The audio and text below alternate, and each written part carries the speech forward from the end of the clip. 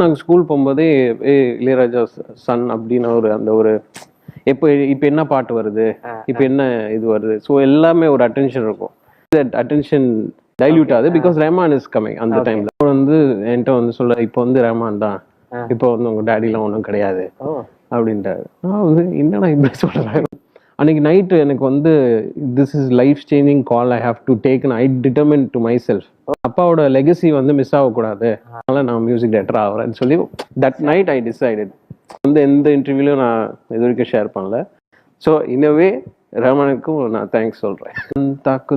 ஆமாம், அந்த சாங் வந்து ஃபர்ஸ்ட் எழுதும் போதே அவங்க வந்து வாலி சார் வந்து உன் மஞ்சம் தானே நீ அப்படி எழுதிட்டாங்க.